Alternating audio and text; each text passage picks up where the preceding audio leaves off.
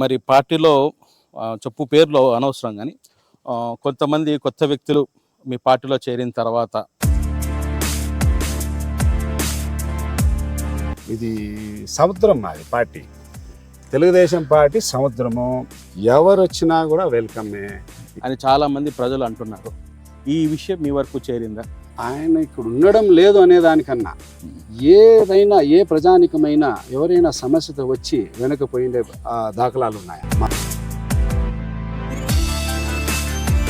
అంటే అభివృద్ధి చేసేదానికి మాకు అధికారమే అవసరం లేదు అనేది ఆయన చేసి చూపించారు.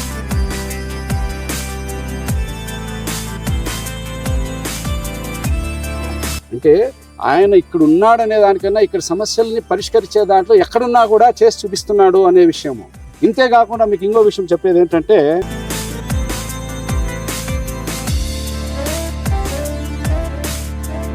బసవతారకం హాస్పిటల్లో మీరు ఒక్కసారి ఈ 5 సంవత్సరాల్లో, గత 10 సంవత్సరాల్లో మీరు తీసుకోండి, ఈ 5 సంవత్సరాలు మీరు ఒకసారి పోయి చూడండి, మన హిందూపురానికి సంబంధించిన నియోజకవర్గానికి సంబంధించిన ప్రజలు ఎంతమంది పోయి అక్కడ ట్రీట్మెంట్ తీసుకొని వచ్చినారు.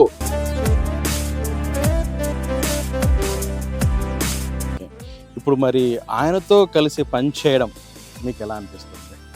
మాకు నిజంగా చెప్తున్నాను, ఆయనతో కలిసి చేయడం పెద్ద వరమే. ఎందుకంటే ఇంకో విషయం మీకు చెప్పేది, ఆయన అనుకుంటే హిందూపురానికి వచ్చి నిలబడే అవసరం లేదు. స్త్రీ శక్తి అనే కార్యక్రమం మీరు చేశారు. దానికి ఎంతోమంది చుట్టుపక్కల ప్రాంతాల నుంచి మరి పల్లెటూరు నుంచి చాలామంది స్త్రీలు ఆడవాళ్ళు వచ్చారు. స్త్రీ శక్తి గురించి చెప్పాలంటే మాకే ఆశ్చర్యమైంది. ఏంటంటే మా ఎక్స్పెక్టేషన్ ఒక 1500 మంది వస్తారు.